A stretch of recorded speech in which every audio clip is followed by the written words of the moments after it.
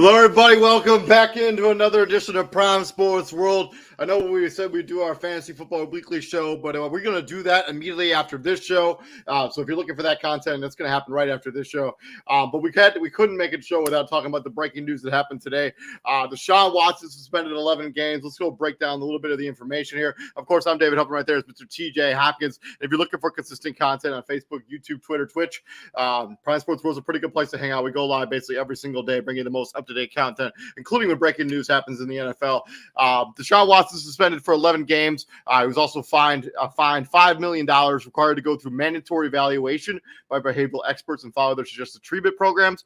Watson is eligible to return in week number 13 against the Houston Texans. That suspension will take effect on August 30th. Here is a statement from Deshaun Watson. I apologize once again for any pain this situation has caused. I take accountability for the decisions I made. My focus going forward is on working on becoming the best version of myself on and off the field and supporting my teammates however possible while I'm away from the team. I'm excited for what the future holds for me in Cleveland. It's a comment from the Haslam's with the owners of the Cleveland Browns. I think in this country and hopefully in the world, people deserve second chances. I really think that, he said. Is he never supposed to play again? Is he never supposed to be part of society? Does he get no chance to rebuild himself? This is what we're going to do. We think people deserve a second chance. That does not mean we do not have empathy for the people affected, and will continue to do so. And we strongly believe that people deserve a second chance. We believe Deshaun Watson deserves a second chance. And finally, a statement from Roger Goodell released on the process. This settlement requires complaisance with professional evaluation and treatment plan, a significant fine, and a more substantial suspension. We are grateful to Judge Robinson and Peter Harvey for their efforts in addressing these matters, which laid the foundation for reaching this conclusion. TJ, thoughts? If the NFL was more strict to begin with, this wouldn't be an issue. No, you're right. It wouldn't be. Like, you wouldn't have to double back. You wouldn't have to go to outside opinions. Like, if you were stricter on like sexual violent crimes like this. Well, the problem is the fact that there's nothing in the current CBA that allows the NFL to suspend players that have not been convicted of a crime. I'm just letting you know. I mean, that's why it is the way it is now, and that's why they had to go through these hoops they had to jump through in order to make this suspension possible. So, come that CBA, the NFLPA might not go for it, but it doesn't matter. Like, you have to. This is stuff you have to take seriously. You can't say you're an ally to women, woo woo, and then when one of your players does something that hurts women, that's how you respond. Up 2 games here, 6 games, and you cannot wait for visceral reaction to be harsher, right? It shouldn't have took the Ray Rice video for his suspension to go from 2 games to the whole year, right? Like you shouldn't need video, like until the issue is resolved. Like it should be a minimum of at least half of the regular season. I would make the absolute argument that the cases like this, until they've gone through the legal system, are completely satisfied with them, however they work out legally, that person shouldn't be allowed to play at all. At all. We're not like until the legal process. Because I mean, if you got actually convicted of any of this stuff, we're talking about years in prison. Like say goodbye to what used to be your life. It's done. It's gone. I'm not somebody who's so ignorant to know that, like, you know, probably a lot of this was, you know, hearsay. If you know some of it, I'm not gonna say a lot. I'm not gonna say a lot of it, but we don't really know because nobody in the legal system felt this case was willing to bring to even a trial and to even press charges against him. So we don't really know how much of this was actually legit, but the fact that they had this many allegations, they had where there's smoke, there's fire. I'm glad at least that the NFL heard the backlash and they actually did something here. Like usually the NFL is just like, oh, the hell with people, we don't care. But they at least did something here with this suspension. They didn't just fold their hands and like, well, the NFL will do whatever we want. No, they stepped in and they're like, yeah, we're gonna look into this. We're gonna basically. And give an 11-game suspension. I'm more satisfied with this outcome of the suspension and the treatment and the fine than for sure the original. I mean, 6 games was a slap on the wrist. The $5 million fine is pretty substantial. It might be the largest fine ever handed down to one player. I could be wrong. And what's even crazy, that's the biggest fine that we can think of in recent memory. And it's still chump change to a guy like him because of the contract he's on. Yeah, true. So in the end, it's probably like, $5 million is $5 million is $5 million. Like I don't care if you're making what he's making or you're making what we're making. Yeah, right. Like $5 million is $5 million. This is again, you do it to yourself. Like there's no excuse for this. Like it shouldn't take a visceral reaction. It shouldn't take public outcry. It shouldn't take people digging up skeletons from the NFL closet because they have such a poor history of handling cases like these, right? Like that it's BS that he got this because this was a situation where like there was no, I don't think there was a win-win for anybody. No, for sure not. Because there's no, like, you always have the people, the Deshaun Watson supporters that don't think he should be suspended at all because he was never actually charged with a crime. There are those people out there. They exist. I promise you. Oh. They for sure exist. 100%. And but so let's talk about. So I'm more satisfied with this suspension than I was with the first one. This is probably what I kind of thought the suspension would be. I thought it would always be like around 12 to 8 games, and so I'm okay with this being the outcome that with the fine and the mandatory evaluation and treatment. I think that should have been something that was in the original suspension, especially if you thought it was so egregious. Let's talk about the comments from the league and from Deshaun Watson himself. Are you satisfied with just how he's come across? Basically, since he knew he was going to face he's felt actually remorseful over the last week or so. The comments from the Haslams are a little ridiculous to me. Like all of a sudden, and the comments from Roger Goodell are just what they are. They are not well-liked people at this time. Yeah, not just because of this, but the whole giving Deshaun Watson that kind of contract, like.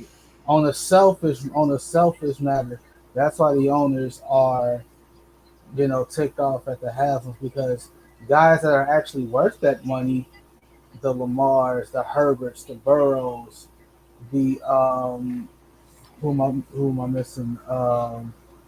Like just name one, right? Like now those GMs and those owners are like you effing ...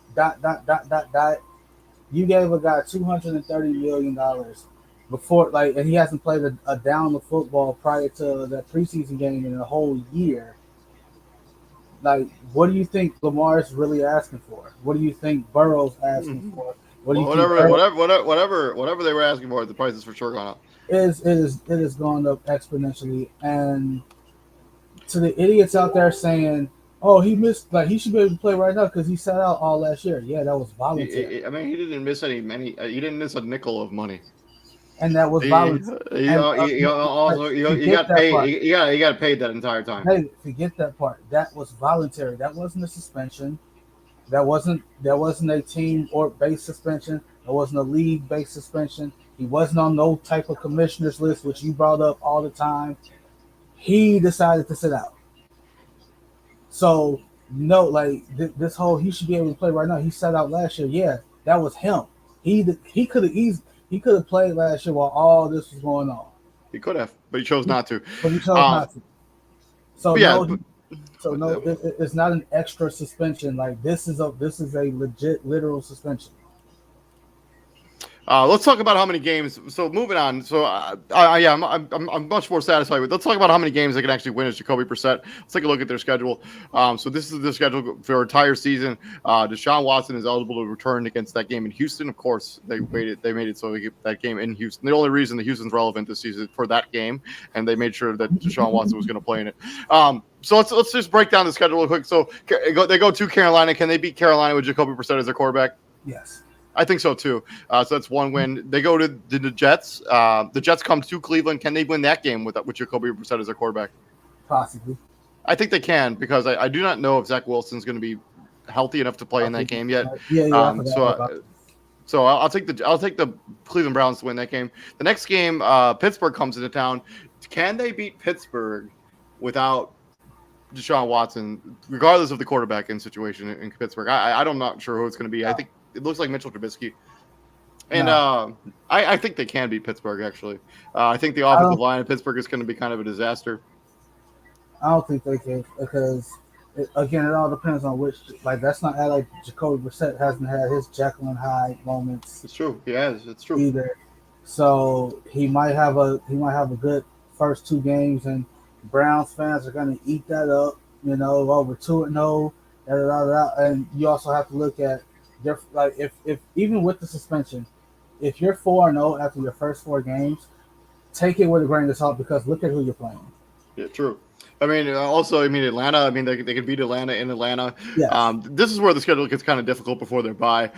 They have 2 games at home against the Los Angeles Chargers and the New England Patriots, borderline playoff teams from a season ago, and then they go to Baltimore, and then they go to Cincinnati comes to town. How do they fare with those final 4 games before their bye week?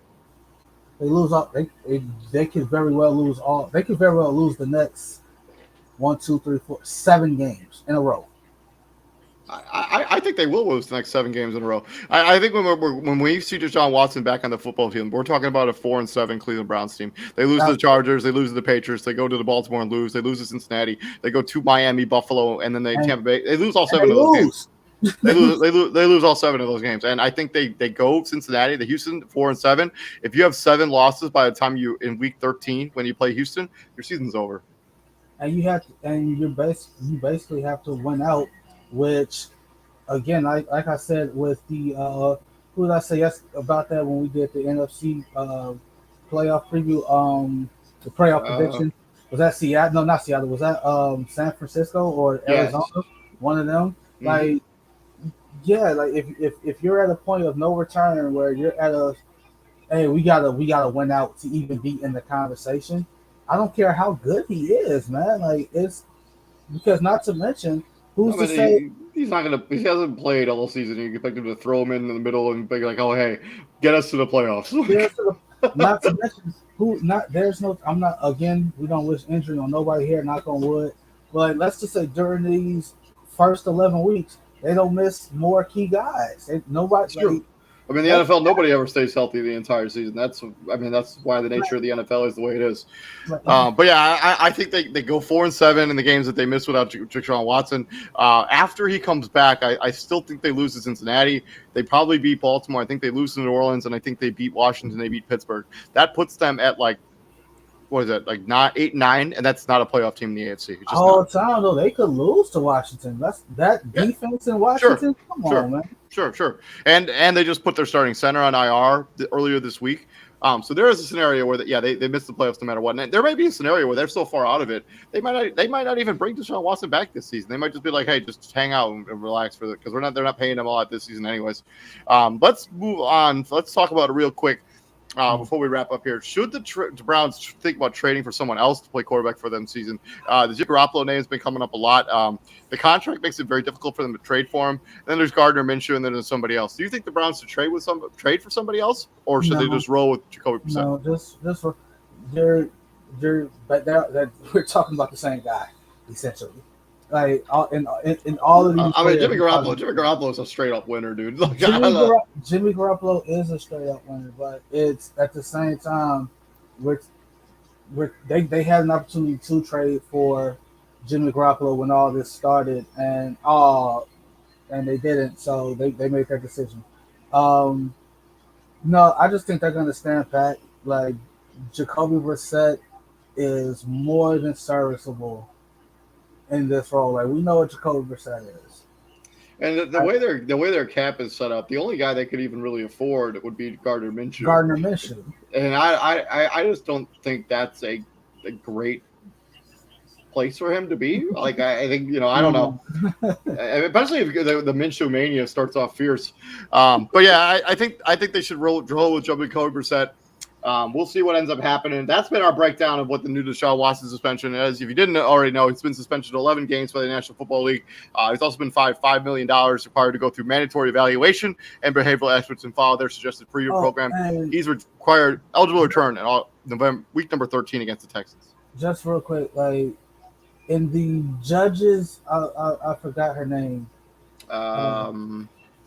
Robinson. Was it Sue Robinson, something like that? Yeah. So like in her initial ruling, with the 6 games, she also had a stipulation where he can only get massage therapy treatments through Cleveland Brown, through their massages. None of the no more outside massages for Deshaun Watson, basically. And if you had to come to that conclusion and you still thought, I get it. The 6 games is not her, right? That wasn't her. The 6 games was literally the 6 games is all she was allowed to suspend him. Based on the language in the CBA. Based on the language in the CBA, based on previous cases. The 6, so whatever whatever gripe or strife you have towards her, don't get mad at her.